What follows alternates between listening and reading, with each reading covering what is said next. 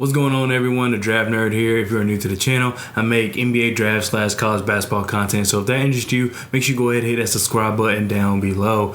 If you cannot tell by the thumbnail title of this video, we're going to be talking about my favorite team, the Carolina Tar Heels. I promise that this channel isn't just going to be me talking about the Carolina Tar Heels over and over again, but it's the fact that they were number one, lost 2 games in a row, and there's a reason for that. So I kind of just want to talk about it. I would have did it with any number one team, so please don't think I want to do just Carolina videos.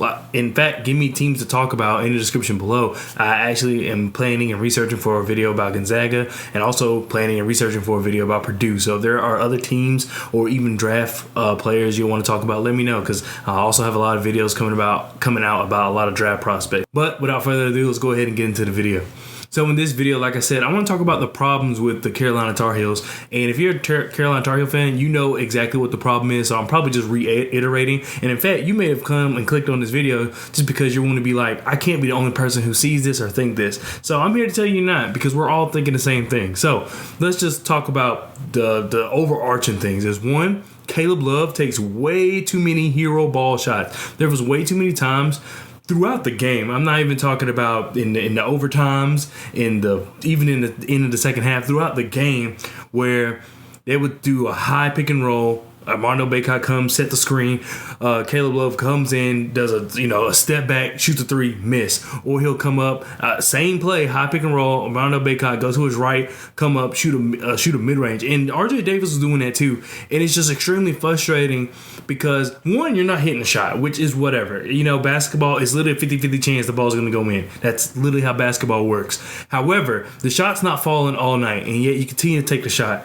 Also, the time on the clock there's a lot of time on the clock. You're up and you have the lead in some of these cases. You have a 30-second shot clock, and you're not making use of that. So instead of, all right, we're up in the game, and instead of trying to get the best shot available, we're just going to take a shot with 20-something seconds left on the shot. No, why are we doing that? There's no need to rush those attempts. You're literally trying to fight off this team. So giving them the ball back is not going to help because you're not able to stop them from the three-point line. For example, Mark Sears from Alabama? He hit like 7. He was 7 for 11 from 3, which is ridiculous, especially in the college game. He was just hitting them, and then that goes back to the defense. But we're not at that point yet, and that's on the coach.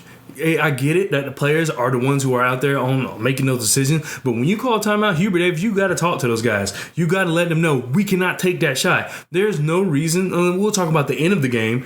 There's no reason in the 4th overtime. Alabama center has 4 fouls, and they're not attacking the basket. They're not attacking the basket at all. Put pressure on him.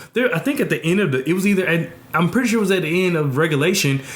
We were in the bonus, and yet Caleb Love took a step back 3. They're just ridiculous shots that they're attempting to make, and it doesn't help that no one else on the team can shoot, at least that we know of. We have guys like DeMarco Dunn. We have Puff Johnson, who really can't shoot. Chef Trimble, we haven't really been able to see him shoot. Leaky Black can't shoot, even though he's not a guy off the bench. But outside of RJ Davis and Caleb Love, you really don't have any that we know of consistent shooters, because we still don't even know exactly what we got from Pete Nance yet. So it's just insane that Hubert Davis, and the play calling was horrendous. So it's insane that not only are Caleb Love and RJ Davis taking such bad shots, that you're taking these dribble pull-ups in the mid-range, but also you don't have anyone else available to shoot, and that you got to really develop these other guys, and they're not doing that. And you would think that, this was the perfect time before we go play Iowa State, before we even enter this tournament or whatever you want to call it, we'll be able to develop these young guys. No, you can't do that because you almost lost those games. So there's so much going on with this team that really doesn't make any sense. Armando Bacot doesn't have any post moves, not yet. He's pure strength, knows how to finish at the rim, does not have any post move. So if he's not able to bully you down low, he's not really going to be able to be efficient, at least putting the ball in the basket, because he doesn't have any post moves. And Pete Nance, it's still too early to say on Pete Nance. He's definitely not filling the role that Brady Manning was filling at all. And I never asked him to be the same player, but really, from that spot, we need a threat. It doesn't have to be a shooting threat necessarily, but a scoring threat. And Pete Nance has not been that. He's had one game where he had like a 20-something, 20+. But it's just like in this game, granted, foul trouble was bad for everybody. But it just really stopped him from really showing what he could do on offense. Now, on defense, when they had him at the 5, when the Alabama guards were crashing the paint and attacking the basket, he was not good. He could not. They were making everything. However, him defending them from the 3-point line was actually pretty good because they would come in and try to get a layup or try to get past them, and he would either block the shot or, basically affect the shot to where it doesn't go in. So he did a really good job at that, but he cannot be the guy in the middle of the, waiting at the basket, waiting for someone to attack the basket. That just wasn't working for him. Another thing is, there was a lot of times where Armando Bacot was switched on, let's say like Brandon Miller or like Mark Sears. We'll even use Mark Sears, Quinley. He was switched on to those guys, and they would attack the basket. And then whoever was in the corner in this zone or whatever you want to call it, 'cause it really wasn't a zone, but whoever was in the corner would come down to help. Armando Bacot does not need help in the paint over a point guard.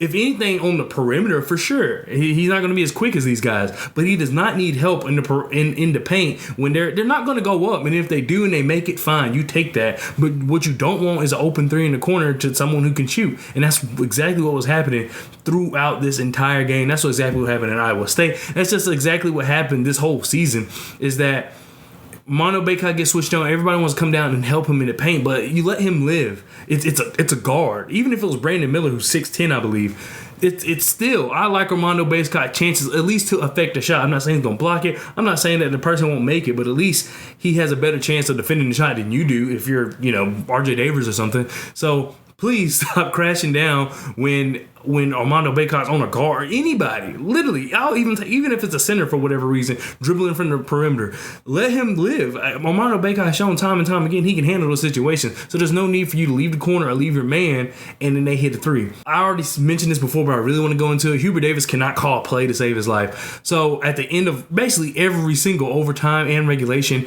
it would just be dribble, Caleb Love, throw up a shot, or they don't have other play. Like, they run the same plays for Caleb Love and RJ Davis. Now, they're both guards, fine, but they're two completely different guards. You cannot run, because they would do the same play where they both come up at the top to the left. Armando Bacot's at the top of the 3-point with the ball, and he kind of does like a dribble handoff basically to Caleb Love or RJ Davis. That does not work. Like, RJ Davis is not that kind of guy. He does not play like that. That is not his strength to come up and do like some shot creation where he's just dribble, shoot it. He can do it, but that's not putting him in his best position. And so for the fact that you continue to run the same plays for him and Caleb Love, considering they're two different guards, is insane. I just don't see why you're not attacking the paint. I get it that you may not make every shot. I get it that you don't want to rely on the ref making a call, but that's much better than you hitting step back threes or kind of, be on the elbow from the mid range and try to shoot from there. When granted, some people are even on you, and so it's just frustrating to watch. Hubert Davis has to do a better job. The bench needs to produce.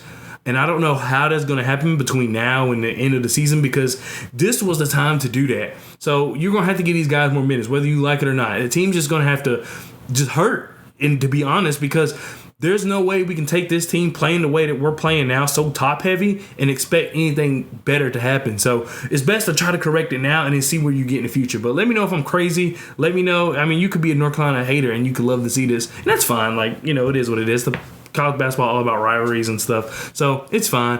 But in reality, I'm upset just because these are things that you would expect a number one team to have handled. This team has not come out and seemed like a team that really wants to play. It has not come out and seemed like, for example, I don't know how many of you watch college football, but in college football, Alabama comes out number one every year and dominates every year. And that's because they want to prove why they're number one. This team came out, we're number one. We have nothing to prove. That's what they're playing like. Or Caleb, like I said, I can't get over the Caleb Love, just some of the shots he took were just terrible, and it just didn't make any sense. And that's kind of where, like I said, that falls on the coaching too, because your job is to tell these guys, you do not need to be doing that, or I'm going to bench you. And that's the reality of it, to make these guys play better, because what he was doing last night was not working. The thing about Caleb Love is he takes difficult shots and he makes them. However, he needs to know when there's a time. At the beginning of the game, when he was just chucking up shots, fine. Didn't like it, but he was actually keeping the game close. He was making some of them, and at least it kept the defense honest. But when you're late in the game, it's time to execute. And doing those, when it hasn't been working all game, is just not executing. It was just a crazy game, well-fought game by Alabama. North Carolina did do a very good job of neutralizing Brandon Miller. Brandon Miller, I see all the tools. He didn't have a good game this game, fine, but I see all the tools for sure. But Alabama, great team. Oh, they fought hard the entire game, and they were doing a lot of the smart things that, I would want North Carolina to do. Anyway, but thank you so much for watching, and I'll see you guys next time. Peace.